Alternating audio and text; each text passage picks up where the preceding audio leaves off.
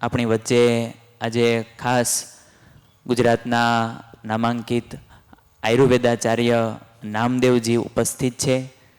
ગયા વર્ષે વિદ્યાર્થીઓની વચ્ચે તેઓ આવ્યા હતા અને અત્યારના ન્યૂ જનરેશનમાં જે આહારને લઈને જે ખામીઓ દેખાય છે અને જે ખોટી દિશા પકડાઈ ગઈ છે એને સાવધાન કરી અને ભવિષ્યમાં આવનારા રોગોથી બચાવવા માટે પોતે ખૂબ સારું માર્ગદર્શન વિદ્યાર્થીઓને આપે છે.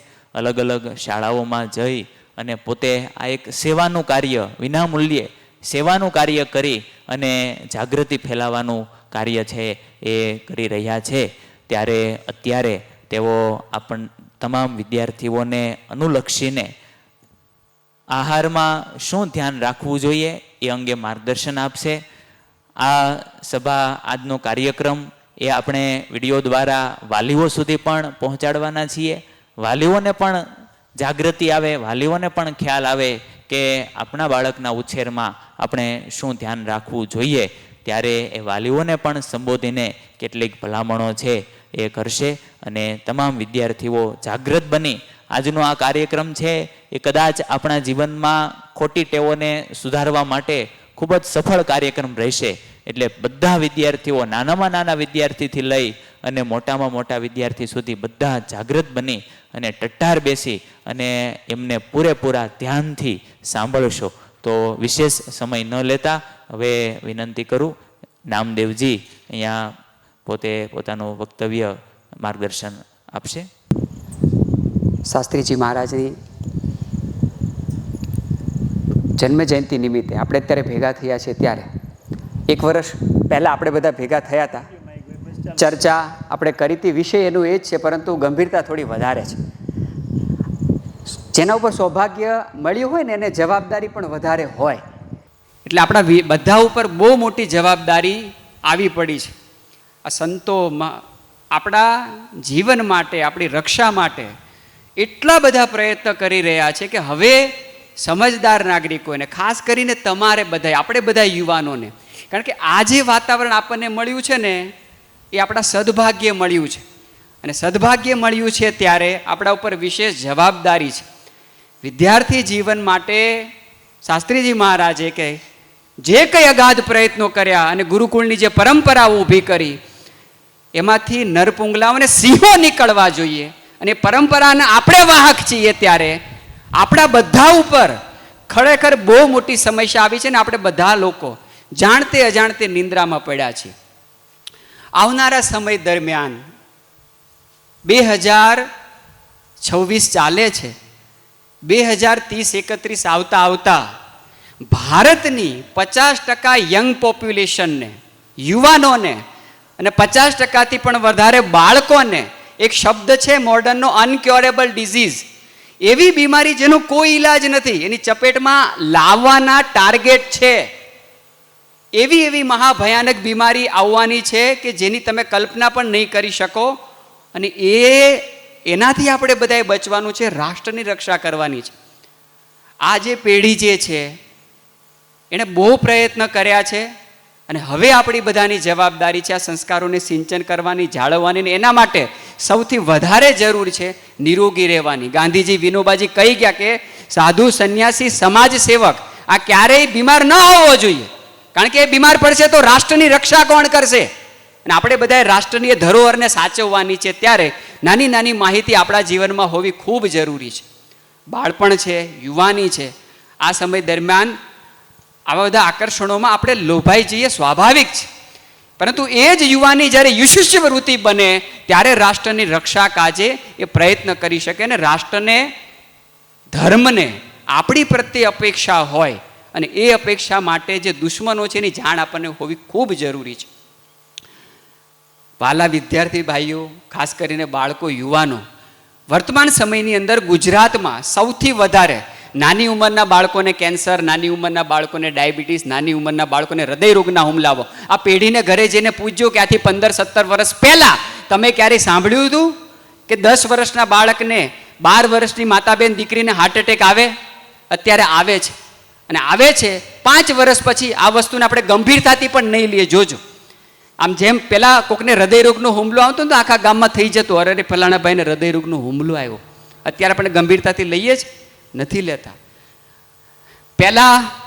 અત્યારે આપણે નાના બાળકને હૃદયરોગનો હુમલો આવે તો આપણને થાય કે ફલાણા આટલી નાની ઉંમરે હૃદયરોગનો હુમલો આવે. આ જ વસ્તુ 5 વર્ષ પછી સહજ બની જશે. આપણે વાત કરીને રિવાજ બની જાય. તો આ બધી વસ્તુને ક્યારે આપણે સ્વીકારવાની નથી. તો બાળકો, યુવાનો, આપણા ઉપર ખરેખર બહુ મોટી જવાબદારી છે. તો આવા બધા નાના નાના દૂષણો, રાક્ષસોથી આપણે બચીએ.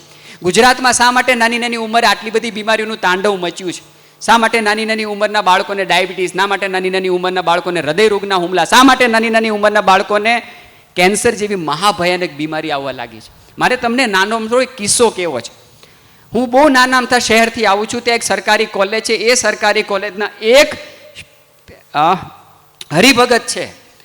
એ એના 12 વર્ષના દીકરાને ભરૂચથી હરરોજ દર અઠવાડિયે અમદાવાદ લઈ જાય. દર અઠવાડિયે. આ કિસ્સો આપણે ગઈ વખતે પણ વાત કરી હતી, ફરીથી પુનરાવર્તન કરવાની જરૂર છે. એના 12 વર્ષના દીકરાને દર અઠવાડિયે એ અમદાવાદ સિવિલ હોસ્પિટલમાં લઈ જાય. દર અઠવાડિયે એનો દવાનો ખર્ચો આવે 12,000 રૂપિયા.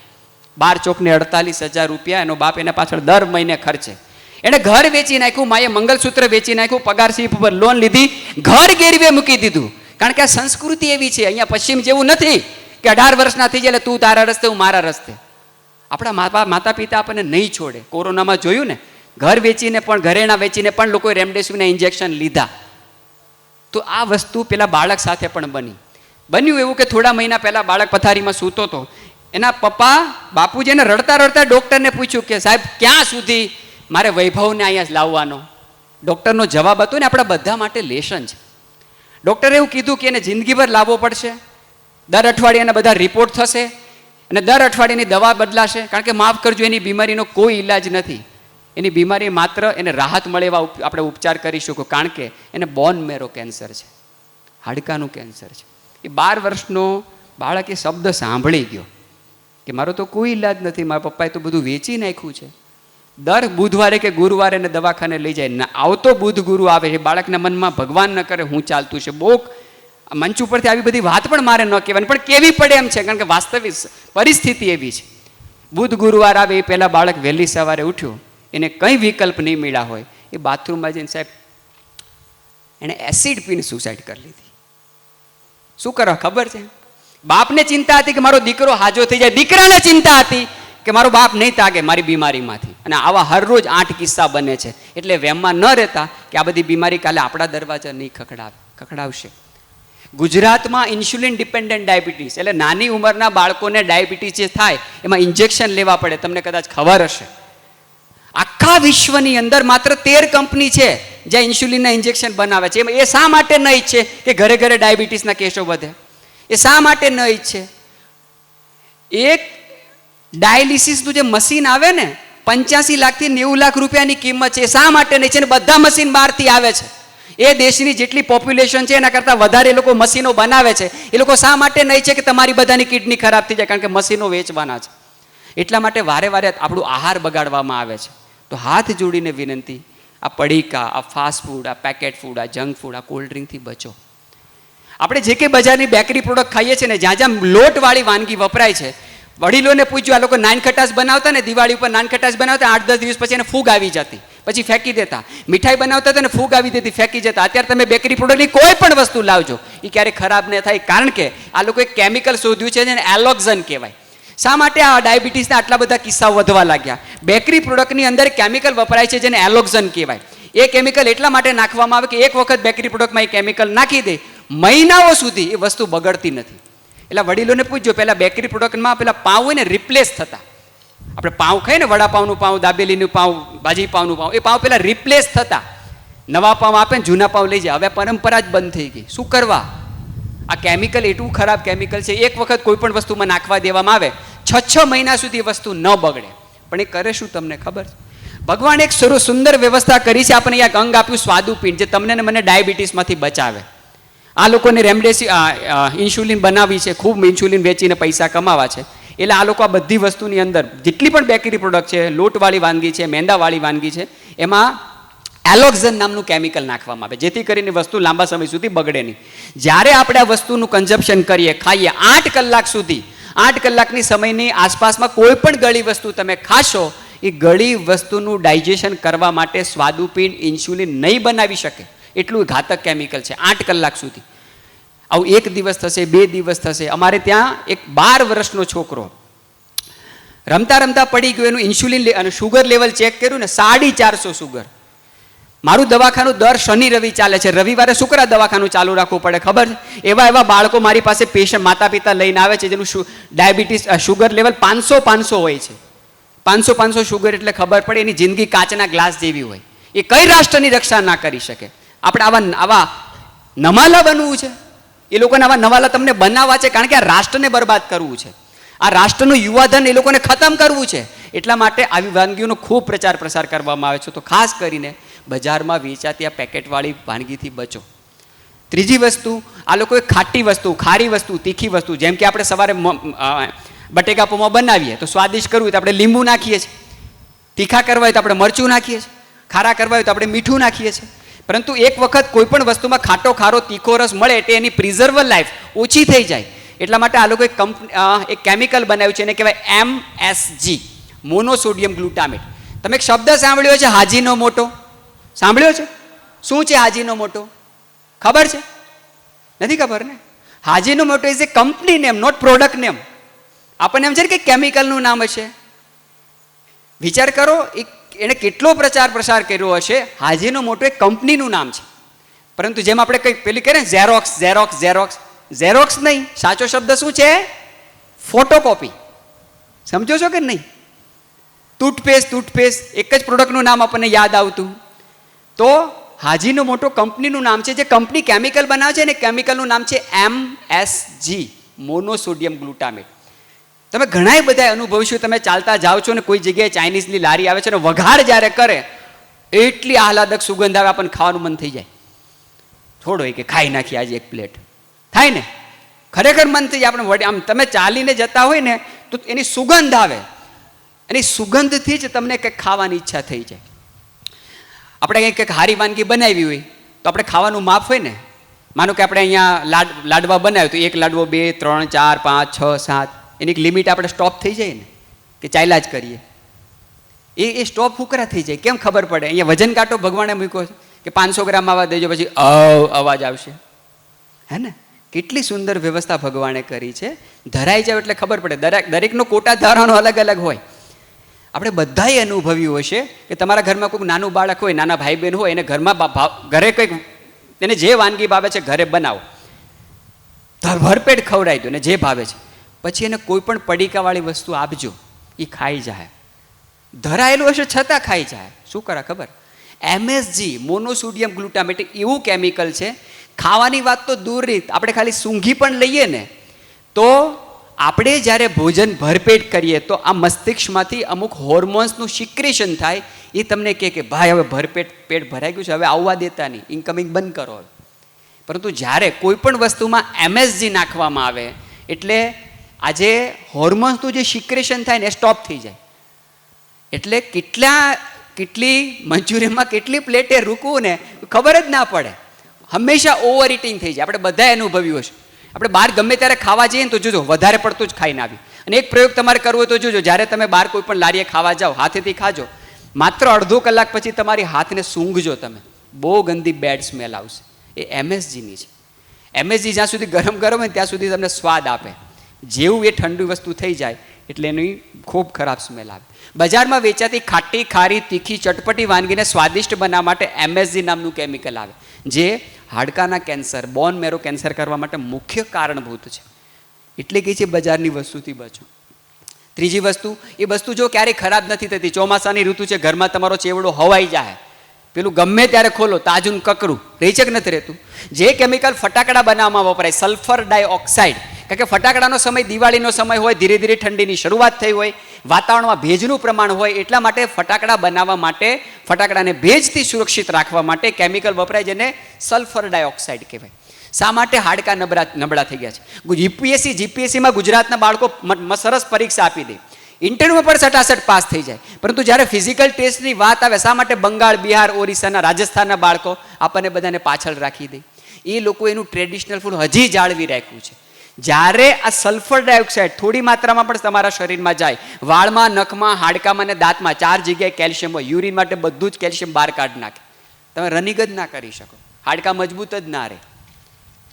એટલે બજારમાં વેચાતી જે કંઈ ખાણીપીણી છે, આજથી 15-20 વર્ષ પહેલાં જે મળતી હતી, હવે જે મળે છે એમાં આસમાન જમીનનો અંતર છે. એમાં ભરપૂર પ્રમાણમાં કેમિકલો છે, એનાથી બચો. ક્યારેક ક્યારેક નહીં, ક્યારેય પણ નહીં. તમે બધા અર્જુન છો, ભગવાનને તમારી પાસે અપેક્ષા હોય, બહારના પાસે અપેક્ષા ન હોય, બરાબર? એટલે આપણે આવી નાની નાની લાલચમાં નથી આવવાનું. મન થાય, સાચી વાત છે, પણ મન તો નિયંત્રણમાં રાખવાનું છે. આપણે આજે વાત કરતા હતા કે શાસ્ત્રીજી મહારાજના જીવનમાં શું સંયમ હતો. આવો સંયમ, અને એના વાહક આપણે, એના વાતાવરણમાં આપણે ઉછરી રહ્યા છે, ત્યારે આપણું જીવનથી એમનું જીવન લોકોને ખ્યાલ આવવું જોઈએ. આ શાસ્ત્રીજી મહારાજના ગુરુકુળમાં ભણેલા વિદ્યાર્થીઓ છે. એટલે ચુસ્ત અનુશાસન આપણે પાળવું પડશે, કારણ કે રાષ્ટ્રની તમારે જરૂર છે. તો ખાણીપીણીમાં ધ્યાન રાખો. તો બજારમાં વેચાતી આ બધી વસ્તુમાં વપરાય છે. તો ગળી વાનગી જે કે આપણે ખાઈએ, અહીંયા આપણે મોહનથાળ બનાવીએ તો ખાંડ નાખીએ, ગોળ નાખીએ, લાડવા બનાવો હોય તો. ગળી વસ્તુના વિકલ્પ રૂપે આ લોકોએ કેમિકલ બનાવ્યું છે. તમે વડીલોએ સેક્રીન શબ્દ સાંભળ્યો હશે, સેક્રીન નાખતા. સેક્રીન તો બહુ જૂનું થઈ ગયું. આ લોકોએ કેમિકલ લાવ્યા છે એસ્પાર્ટમ. એટલું ઘાતક કેમિકલ છે. માનો કે અહીંયા આપણે શરબત બનાવવું છે, 1000 વિદ્યાર્થીઓ છે તો લગભગ 200 કિલો ખાંડ જોશે. 200 કિલો ખાંડ હોય તો લગભગ 1000 ગ્લાસ શરબત બને. 1000 ગ્લાસ શરબત તમારી પાસે છે, કોઈ કેમિકલ ભણેલા ગણેલા ભાઈ આવશે, કહેશે છોડો ના 200 કિલો ખાંડ લાવી. હું તમને કેમિકલ આપું છું, ખાલી 1 કિલો કેમિકલ. 200 કિલો ખાંડથી જેટલું ગળપણ નિર્માણ થશે, એટલું જ ગળપણ 1 કિલો એસ્પાર્ટમથી નિર્માણ થશે. વિચાર કરો કેટલું ઘાતક કેમિકલ હશે. એટલે હવે જે કે આપણે બજારની ગળી વસ્તુ ખાઈએ છીએ ને, એમાં ખાંડ, ગોળ, સેક્રીન પણ દૂરની વાત રહી ગઈ, આ એસ્પાર્ટમ હોય છે. દર શનિવારે ગવર્મેન્ટ સ્કૂલમાં સરકારે શા માટે બેગલેસ ડે ઘોષિત કર્યો છે ને? તમને ખબર હશે. સર નાની કે 8મા ધોરણથી નાના બાળકો દફતર લઈને નહીં આવવાનું, આવી બધી એક્ટિવિટી કરાવવાની, ડૉક્ટરોને બોલાવવાના, યોગને, આસનને, પ્રાણાયામ કરવાનું. શું કરવા? ગુજરાતમાં નાની નાની ઉંમરના બાળકોમાં ખૂબ ડાયાબિટીસનું પ્રમાણ વધ્યું. આ એસ્પાર્ટમ એટલું ઘાતક કેમિકલ છે. તમને અહીંયા યોગ, આસન, પ્રાણાયામ કરાવતા હશે, તમારા ઘરમાં નાના ભાઈ બહેન હોય તો જ પૂછજો. આપણે જ્યારે નાના હતા ને, આપણું શરીર એટલું ફ્લેક્સિબલ હતું કે જ્યારે સૂર્ય નમસ્કારમાં પેલું ત્રીજું નમસ્કાર કરવા, પાદ હસ્તાસન, અથવા તો લેશન ના લાવે પનિશમેન્ટ કરાવતા, અંગૂઠા પકડાવતા. અત્યારના બાળકને જોજો, તમે ઘરે જઈને ટ્રાય કરજો કે બેટા અંગૂઠા પકડજો, એનું શરીર એટલું જ વળશે, નહીં વળી શકે. બાળકનું શરીર તો આમ કેવું રબર જેવું ફ્લેક્સિબલ હોય. આપણા તમારા ઘરના બાળકોને ટ્રાય કરજો, નહીં હોય. બજારમાં વેચાતી ગળી વસ્તુ એસ્પાર્ટમ એવું ઘાતક કેમિકલ છે. આ 5-5.5 ફૂટના શરીરની અંદર ભગવાને એટલી બધી માંસપેશીઓ મૂકી છે કે જેને 1 by 1 જો જોડી દે ને તો પૃથ્વીનો ચક્કર મારી દે. તો કેટલી ફ્લેક્સિબલ, કેટલી નરમ હશે. તો જ્યારે આ બધી વસ્તુ એસ્પાર્ટમ જ્યારે તમારા શરીરમાં જાય તો આ માંસપેશીઓને કડક કરે. એટલે યુવાનો જ્યારે પેલી યુપીએસસી, જીપીએસસીમાં પ્રેક્ટિકલ એક્ઝામ આપવા જાય, પાસ થાય જ નહીં. બૌદ્ધિક લેવલ ગુજરાતના બાળકોનું સારું છે, ઇન્ટરવ્યૂમાં સટાસટ જવાબ આપે છે, પરંતુ જ્યારે ફિટનેસની વાત આવે બીજા રાજ્યોની કમ્પેરિઝનમાં પાછળ પડે છે. કારણ કે ગુજરાતમાં બજારમાં વેચાતી સ્વીટનેસ, ગળી વાનગીઓનું, મેં સ્વામીજીને ગયા દિવાળીમાં પેલું મૂક્યું હતું, રાજકોટમાંથી પકડાણું હતું. બજારની જે મીઠાઈઓ છે એમાં કોઈ ખાંડ ગોળ વાપરતા નથી, એસ્પાર્ટમ વાપરે છે. સિમ્પલ સાદું ઉદાહરણ આપું છું. હાર્દિક પંડ્યાને તો ઓળખો જ છો બધાય, ઓળખો છો ને? હા, ફૂટબોલર છે, હે ના? લેસન અહીંથી લો, બરાબર? 10 કરોડની તો ઘડિયાળ પહેરે છે. તમે જેટલા પણ ખેલાડીઓને ઓળખો છો, જેટલા પણ સ્પોર્ટ પ્લેયર છે, જેટલા પણ તમે કહેવાતા આદર્શો, આ બધા જે છે, એક્ટર અને કેરેક્ટર, એમાં ભેદ કરતા શીખીએ. એક વખત હાર્દિક પંડ્યાનો બર્થડે હતો ને એ જ વખતે ભારત વર્લ્ડ કપ ચાલતો હતો, 50 ઓવરનો.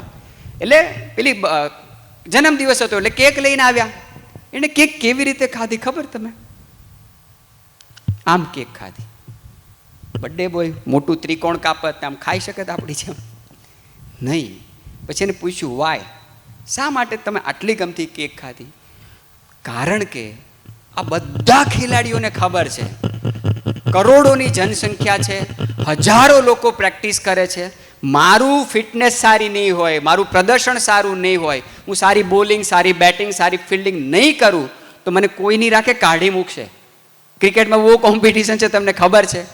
કોઈ ખેલાડી, કોઈ સ્પોર્ટ પ્લેયર, કોઈ આ બધા કહેવાતા અભિનેતાઓ કોઈ બજારમાં વેચાતી ગળી વસ્તુ ખાતા નથી, કોઈ નથી ખાતા. હું જે શહેરમાં રહું છું ને, અંકલેશ્વર, ત્યાં નાની એમથી એક હોસ્પિટલ છે. એ હોસ્પિટલની અંદર જ્યારે મેં ઇન્ટેન્સિવ માટે જતા હતા ત્યારે ડાયાલિસિસના મશીન, ડાયાલિસિસ તો ખબર ને, કિડની ખરાબ થઈ જાય, પછી કિડની ખરાબ થઈ જાય ને એટલે બે જ વિકલ્પ રહે તમારી પાસે.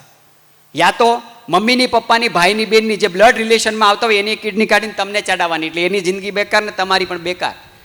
એ નથી કરવું. બીજો રસ્તો તો શું, ડાયાલિસિસની તમારી સાયકલ સેટ થશે. સાયકલ એટલે કે કોઈને એક કાતરા કરાવવું પડશે, કોઈને હરરોજ કરાવવું પડશે. હવે ગુરુકુલમાં ભણવા જશો કે ડાયાલિસિસ કરાવવા જશો?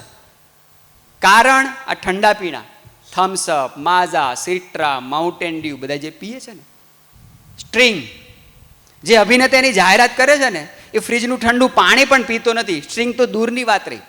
તમે 125 લીટર જ્યારે આપણે પાણી પીએ અને પાણીનું ડાયજેશન કરવા માટે કિડનીને જેટલી મહેનત કરવી પડે એટલી જ મહેનત 200 ml ની એક કોલ્ડ ડ્રિંકને પીવા માટે કરવી પડે.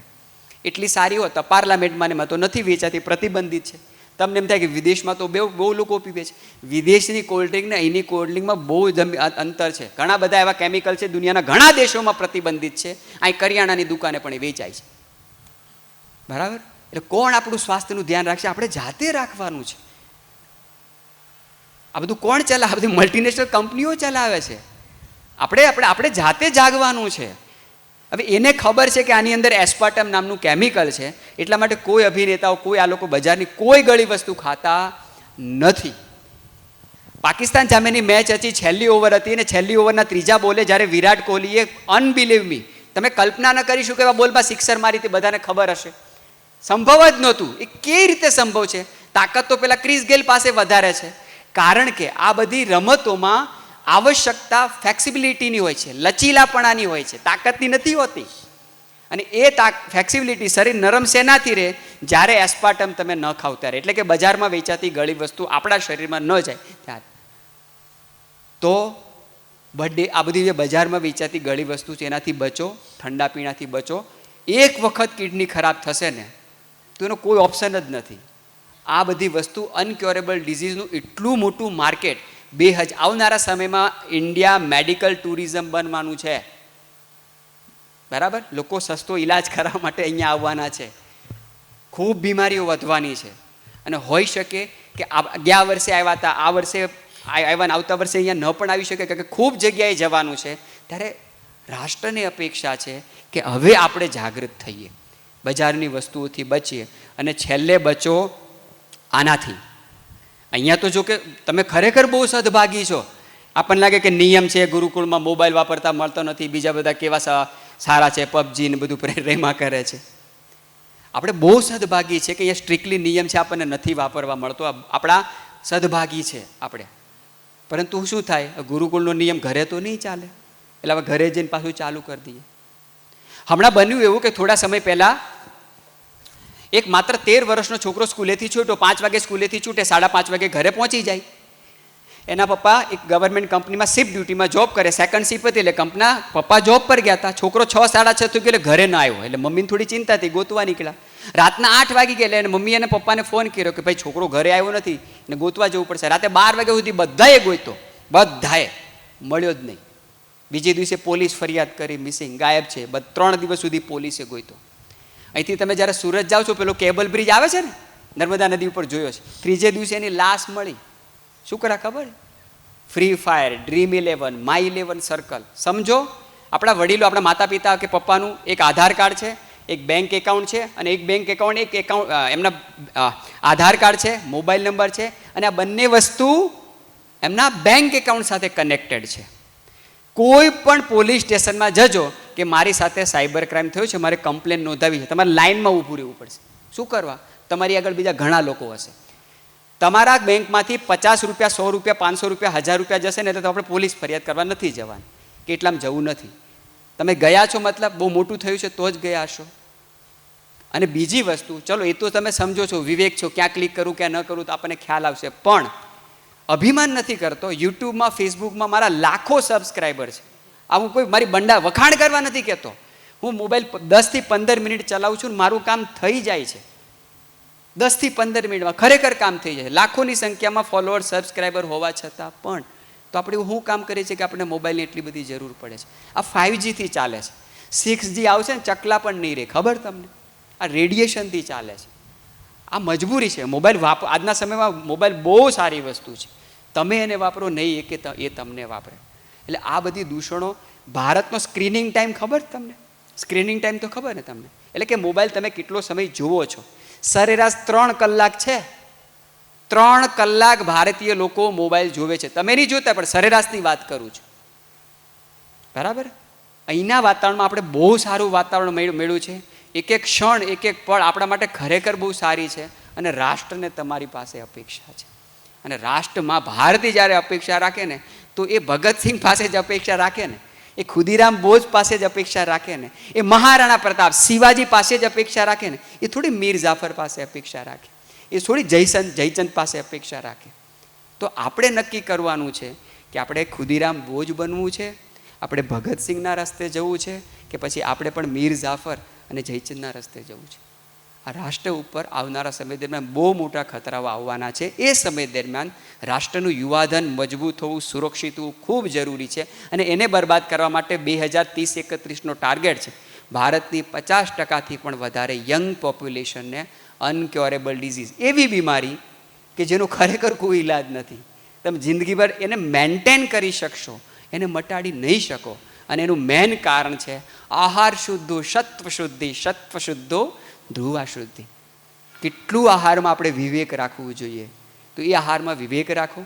બજારમાં વેચાતી fast food, packet food, junk ફૂડથી તમે બધા લોકો બચો. અને આ વાતને આપણા જીવનમાં, આપણા માનસમાં, આપણા મસ્તિષ્કમાં નાખી દઈએ કે ગમે તેમ થઈ જાય, હવે અમે લાલચમાં નહીં આવીએ. કરવું છે આવું બધું? આપણે કરવું છે? તો એક મને પ્રોમિસ આપશો? ગઈ વખતે આપી હતી, યાદ છે? નવા તો જે બાળકો નવા, લગભગ 700 વિદ્યાર્થી આવ્યો, તો તમે એ લોકોને કીધું હતું કંઈ? સિનિયર તમે કહેવાઓ ને, તો જુનિયરની ફરજ આવે.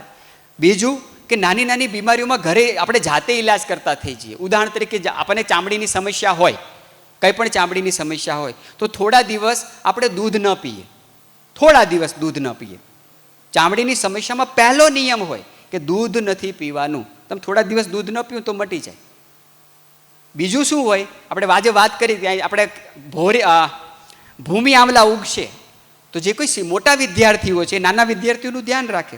ભૂમિ આમલા ઉગશે ને, અષાઢ મહિનાની હમણાં શરૂઆત થશે, પછી શ્રાવણ મહિનો આવશે, તો 2 મહિના શું કરો? બધા લોકો ભૂમિ આમલાનો એક છોડના 3 ટુકડા કરીને હરરોજ બધા ચાવી જાઓ. તમે 2 મહિના ચાવશો ને, લોહી તમારું સરસ શુદ્ધ થઈ જશે. અહીંયા આપણા વાતાવરણમાં પણ ઉગશે ભૂમિ આમલા, ભો આમલી. એ લોહીને ચોખ્ખું કરે, તમારે લીવર ફંક્શનને મજબૂત કરે, રક્ત ધાતુને સુધારે. એની ઓળખ કરી લો. અષાઢ અને શ્રાવણ, નાના બાળકો હોય તેને તમે ઉભારીને ચવડાવો, હાલ તું ચાવી જા, આપણે પણ ચાવો. 2 મહિના કરશો તો શું થશે? એ બાળક બીમારીમાંથી બચી જશે. આવી વસ્તુનું પાલન કરવાનું રાખો. શરદી, ઉધરસ, કફ થાય તો ઘરેથી થોડી સૂંઠ લઈ આવવાનો આગ્રહ રાખો. આપણે એ ગોળ હોય છે, ગોળ સાથે મિક્સ કરીને સૂંઠની ગોળી બનાવીને ખાઈ લો. કારણ કે આપણે જાતે જ શીખવાનું છે, આપણે જાતે સ્વસ્થ રહેવાનું છે. તો અત્યારે નહીં શીખીશું તો ક્યારે શીખીશું? તો આ બધી વસ્તુથી આપણે જેટલા બને એટલા બચીએ. આપણે અહીંયા કદાચ ઘણા બધા નિયમો પાલન કરીએ છીએ એટલે આપણે સુરક્ષિત છીએ. બહારના વાતાવરણમાં એટલું બધું દૂષણ ભર્યું છે કે આપણે લપસીને પડી જઈશું. તો પૂરો પ્રયત્ન કરો કે આ બધી વસ્તુથી બચીએ અને સમાજને બચાવીએ.